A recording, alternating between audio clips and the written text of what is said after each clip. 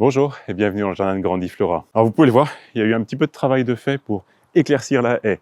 Et j'avais envie de profiter justement de ce thème pour vous parler des haies. Alors les haies que l'on va planter autour de nos jardins pour bien entendu très souvent se cacher, faire en sorte qu'il n'y ait pas de vis-à-vis sur votre parcelle et c'est bien justifié. Il va y avoir deux grandes catégories de haies. Les haies avec une même plante que vous allez répéter sur toute la longueur, donc on va l'appeler les haies simples, et puis les haies variées, telles que l'on a derrière nous. Ça va être les haies où vous allez associer plusieurs plantes ensemble pour avoir et profiter de floraisons alternées, de feuillages différents qui vont créer cette diversité dans la haie qui est souvent très recherchée. Alors bien sûr, il va y avoir les haies champêtres, et là, c'est les haies où vous allez laisser vraiment les plantes se développer, s'installer. Très souvent, on va être sur des plantes caduques, mais qui vont également apporter des baies, des fruits, qui vont alimenter les oiseaux, surtout dans la partie hivernale. Bon, nous on va revenir sur le contexte des haies aujourd'hui, alors les haies simples, mais surtout les haies variées. Et ce qui est important, c'est que, bien entendu, très souvent, on a envie de planter serré pour se cacher très vite. Alors c'est vraiment une erreur puisque chaque plante en fait se développe naturellement autour de 2 mètres, 2 mètres 50, peut-être même 3 mètres. Donc voilà, les plantes prennent une belle dimension dans leur développement. Alors bien entendu, quand on plante une petite plante en pot de 3 litres qui va faire juste 20-30 cm de diamètre, on a du mal à se projeter qu'elle va devenir 10 fois plus grande d'ici quelques temps. Mais ça serait plus raisonnable de pouvoir distancer en se laissant la projection que la plante va pouvoir s'installer et bien se développer. Et la haie ne s'en portera que mieux. Alors bien entendu, si vous faites une haie simple avec des végétaux uniformes, là c'est vrai que vous pouvez vous permettre de planter serré et donc ne pas vous inquiéter si vous perdez quelques végétaux parce qu'ils sont trop serrés et puis les sujets les plus faibles ne vont pas tenir par rapport aux sujets les plus forts. Quand c'est des haies variées comme ici, le sujet est un petit peu différent parce que vous allez quand même choisir selon un rythme, selon une cadence, comme je le disais tout à l'heure, de floraison et de feuillage, puis de perdre certains végétaux, c'est un petit peu dommage. Alors, je l'ai constaté également ici, c'est une haie qui était installée quand on a acheté la maison, donc elle était déjà organisée avec son rythme. Nous sommes ici depuis 17 ans et déjà la griséline ici, les Léagnus ici, c'était déjà bien développé, bien installé. Puis j'ai continué à tailler cette haie en suivant un rythme d'essayer de contrôler la profondeur, contrôler l'épaisseur de la haie, puis bien entendu la hauteur. Mais on contrôle, mais quand même, on se laisse chaque année prendre quelques centimètres sur la partie haute, sur la partie épaisse. Et puis, ça devient inaccessible. Il y a 3-4 ans, j'ai décidé de réduire la partie basse, de couper la haie pour remonter un petit peu, et puis surtout, libérer cet espace et avoir plus de place de plantation dans cette bande, qui était, bien entendu, totalement à l'ombre. L'an dernier, pour ceux qui ont suivi les émissions, on l'a constaté ensemble, toutes les plantes qui sont ici s'orientaient quand même vers la lumière. Donc, se décalaient et puis étaient un petit peu désorganisées. Donc c'est là où j'ai entrepris l'initiative de me dire, allez, il faut que j'éclaircisse cette haie pour redonner de la lumière déjà à ce massif et puis également à la pelouse, parce que l'ombre grandissant sur la pelouse, j'ai plus de mousse. Donc le meilleur sujet pour retirer de la mousse, bien entendu, c'est de changer le pH de la mousse, mais c'est également de faire en sorte qu'il y ait plus de soleil sur ces environnements-là. On le voit très très bien sur notre pelouse. Il y a une partie qui est bien atteinte, l'autre partie plus au soleil qui n'a pas du tout de mousse. Donc c'est un effet réel, l'impact de l'ombre des haies. Alors là, le sujet, il a été de deux niveaux. Le premier, soit je coupais pour rester dans la même approche, c'est-à-dire que je réduisais l'épaisseur et je réduisais la hauteur et puis je faisais une seule haie. Mais j'ai envie de chercher autre chose, j'avais envie de plus de finesse, si je peux dire. Et l'idée, ça a été en fait d'observer les plantes, la manière dont elles se sont installées. Alors je l'ai dit, très souvent, les plantes sont plantées à 1 mètre d'écart. Ici, j'avais aussi un Éléagnus. Il y a la griséline qui est là, il y a l'Éléagnus qui est là. Juste derrière la griséline, j'ai un viburnum qui a vécu tant bien que mal. Et ça montre typiquement la concurrence des plantes ensemble. Donc voilà, ce viburnum, il est monté très haut, mais il était vraiment fétiche. Voilà, donc je pense que celui-ci, je vais le retirer. Je l'ai laissé un tout petit peu, mais je vais le retirer. Il y a l'Exocorda qui est au bout, qui s'oriente plus vers la maison parce qu'elle était gênée par la griséline. Puis il y a l'Éléagnus qui est ici, qui est un monstre. Il s'est installé, il a grignoté sur toutes les autres plantes, il était même présent sur la griséline, il était présent bien au-delà et on le voit sur le Prunus autoleucen qui est le feuillage vert dans le fond.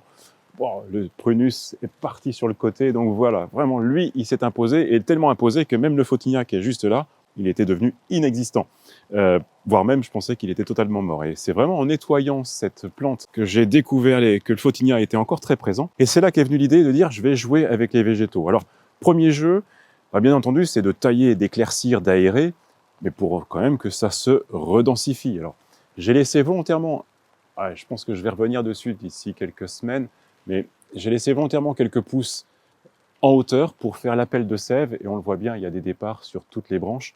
Donc voilà, l'idée c'est que la plante se regarnisse ici quand même pour nous cacher le vis-à-vis. Puis ça va être la même chose ici, faire en sorte que ça se densifie. Alors il est vrai que ce que vous devez voir à l'image là, ça rend pas grand-chose, c'est pas terrible. Et je dois avouer que c'était un gros travail. Il y a eu vraiment toute la pelouse était pleine de végétaux parce qu'il faut à un moment donné rentrer dedans et puis tailler, éclaircir, aérer, et au final, essayer de retirer toutes les branches qui sont parallèles, toutes les branches qui s'enchevêtrent. Donc j'ai encore un petit travail à réaliser ici pour faire en sorte que la plante soit un petit peu plus esthétique, présentable, et surtout que ça soit plus sain pour son développement. Alors je le disais, au niveau plantation, très souvent on plante à 1 mètre d'écart. Et là, si je prends l'anthrax de l'Elaeagnus qui est ici, si je fais 1 mètre, je trouve le Photinia. Donc c'est clair que ça a été une plantation tous les mètres pour des végétaux, comme je le disais, qui peuvent s'étaler sur 2, 3 mètres, voire même plus, tel qu'on le voit ici pour cet Elaeagnus. Donc l'idée, elle est de rafraîchir tout ça, redonner un petit peu de style, de mouvement à toutes ces plantes. Et au niveau du style, ce que je recherche,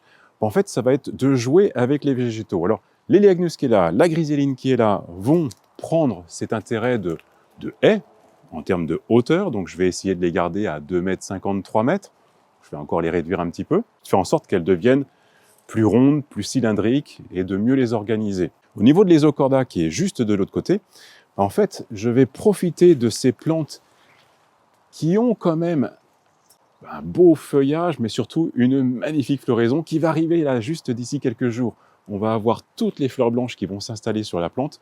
Et donc, mon idée, ça va être d'amener cet Exocorda au-dessus des autres plantes. Alors, en taillant, j'ai découvert qu'il y a une autre plante qui s'est installée au milieu.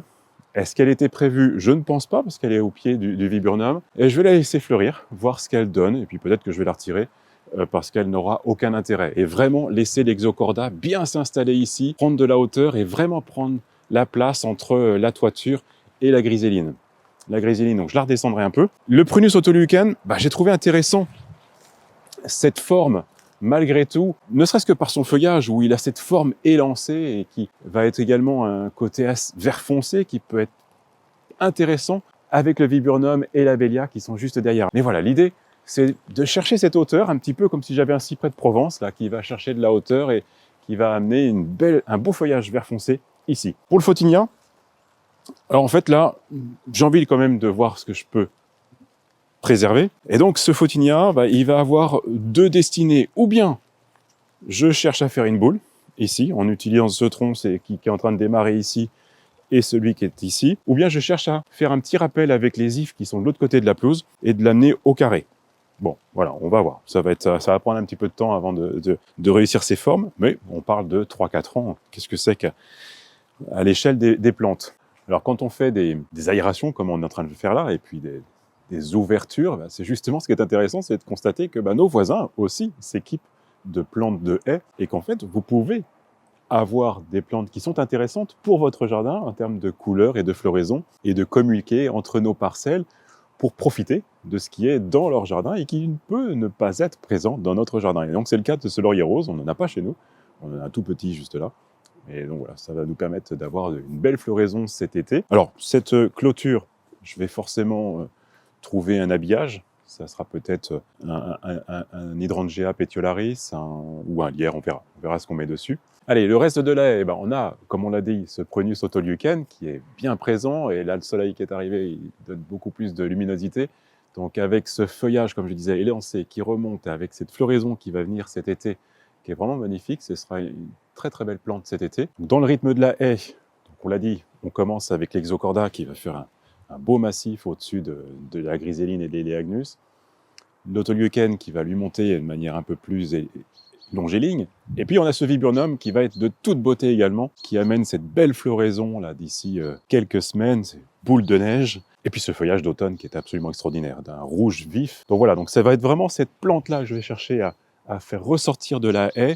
Elle est là, elle est installée depuis de nombreuses années, et en fait voilà, je vais éclaircir tout ça pour pointer sur des végétaux que je trouve qui ont plus d'intérêt que d'autres. Et ceux qui ont moins d'intérêt, je les garde juste au niveau de la haie. Alors, je continue mon travail, je suis sur la bélia. Donc la bélia, c'est le bon moment pour le tailler. Alors vous pouvez le faire bien sûr après la floraison. Là, on serait plutôt en octobre-novembre, voire même décembre, et c'est souvent à un moment donné où on oublie d'être dans le jardin pour faire tout notre petit travail. Donc là, je vais rentrer dedans. Alors, le jeu de l'abélia, il y a toujours ces pousses qui sont un peu extravagantes, alors qui sont magnifiques parce qu'elles amènent ce côté arqué, mais c'est ce qui désorganise la plante. Donc voilà, donc on rentre d'abord, on nettoie toutes les branches qui ont pu dépasser et qui sortent un petit peu de cette forme qu'on veut qu'ils prennent. Et puis derrière, on va réégaliser. Et puis je vais le descendre, parce que comme je disais, il a déjà lui aussi atteint une belle hauteur. Comme j'ai envie qu'on voit bien le viburnum qui va venir en fleur bientôt, je le disais. Et puis il y a également ce viburnum qui est là, le viburnum calesi, alors qui lui va un petit peu poussé par tout le monde. Deleagnus a poussé l'Autoleucanici, qui a poussé ce viburnum, et qui est une plante absolument extraordinaire également. J'adore les viburnums, donc je dirais toujours absolument extraordinaire devant un viburnum. Surtout celui-ci qui va venir en fleurs là à nouveau dans quelques semaines et qui va avoir un parfum d'une vraie merveille. Donc voilà, vous allez avoir cette réorganisation. Lui, je ne vais pas y toucher bien entendu tant que sa fleur n'est pas arrivée, on verra après. Mais c'est plus l'abélia que je vais redescendre. Puis on a encore un beau projet parce qu'on n'a pas fini. Il y a encore, après le viburnum, il y a encore des lauriers sauces, des lauriers teints, un petit peu de bazar et beaucoup de ronces. Donc voilà, il y a encore un peu de travail à venir. Alors, il faut garder en tête les règles de l'urbanisme. Ne pas oublier que à moins de 2 mètres de votre clôture, vous ne devez pas dépasser les 2 mètres de haut. Je ne suis pas trop dans les règles. Et bien entendu, ces règles, c'est avant tout un accord de bon voisinage et de s'entendre. S'il y a gêne, bien entendu, je devrais redescendre pour rester conforme à la réglementation. Aujourd'hui, la gêne, elle est plus sur mon jardin puisque l'ombre est déportée sur mon jardin. Donc en fait, c'est ma haie qui me gêne sur mon jardin. Donc bien entendu, ça ne gêne pas le voisin et voire même, ça amène de la végétation. Donc voilà, tout ça, c'est des règles de bon sens et de bonne entente. Mais il faut garder en tête qu'on peut être amené à les réduire pour moi, c'est limite presque de 2 mètres parce qu'elles sont déjà bien hautes, mes plantes. Bien, si je dois le faire, je devrais le faire. Maintenant, je continue ma taille. Comme je l'ai dit, je rabats celui-ci et je vous retrouve demain pour une autre taille. Et là, qui va être intéressante, c'est sur un olivier. Jardinez bien.